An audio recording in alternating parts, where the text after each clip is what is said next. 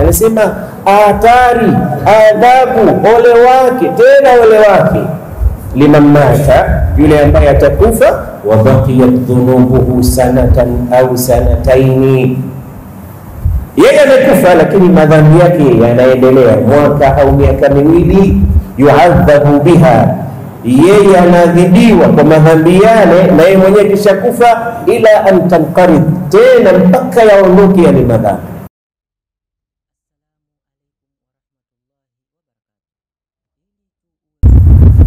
Kila wakati tunatakiwa tuende nao kwa tahadhari, tutumie kwa kuchagua na tuishi nao kwa busara kutokana na yale yanayotokea katika wakati huo.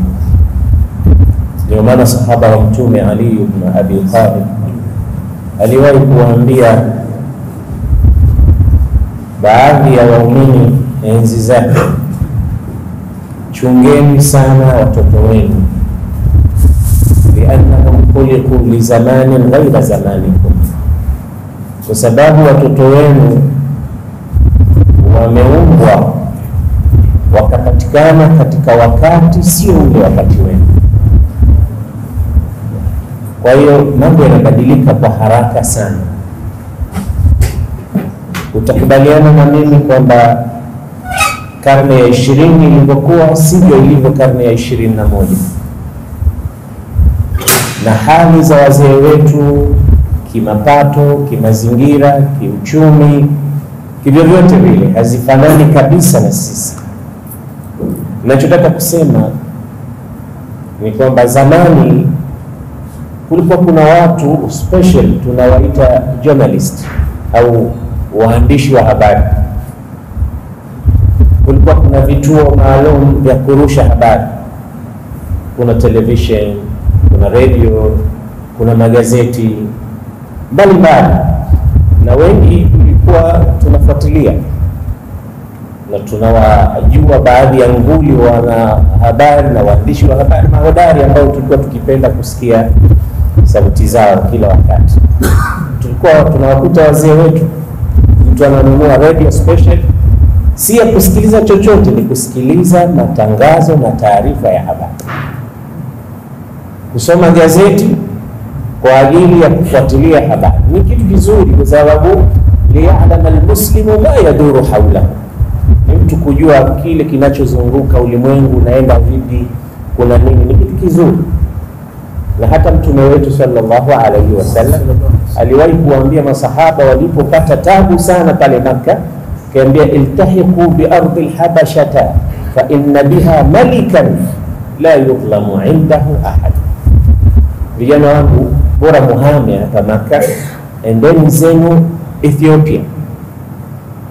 Huko anawapa habari Mtume, anawaambia huko Ethiopia, Abyssinia ya zamani hiyo, yupo mfalme mwadilifu ambaye hadhulumini mtu huko, kwa hiyo nendeni huko.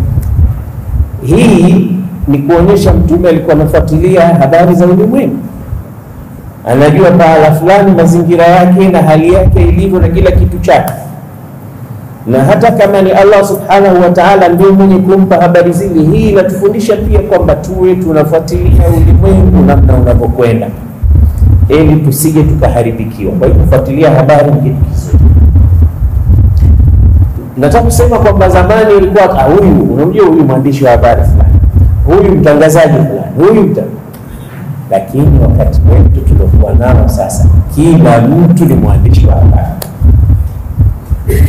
kila mtu ni mtangazaji, kila mtu anatuma habari. Vipi hapa sote kama tutafanya observation na upekuzi, kila mmoja anayo simu, kila mmoja anayo simu. Mimi pia niko nayo, tena mimi niko nazo mbili. Kila mmoja anayo.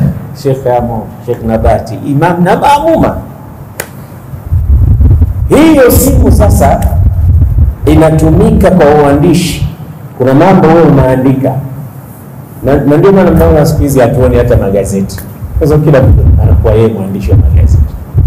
Sijui kama Burundi yapo sasa, na magazeti yanakufa. katika nchi nyingine magazeti yamekufa kabisa. Sasa hivi ni kwenye mitandao, kwenye website. Hata kalenda zile za ukutani siku hizi zimekufa, kalenda zote ziko kwenye simu, yaani vitu vingi vimekufa. Waandishi wa habari ni mimi na wewe. Sasa hivi hapa unaona ikitokea tukio la qadar Allah, mzungumzaji katokea labda kadondoka kidogo, wengine badala ya kumwokota wataanza kumpiga picha.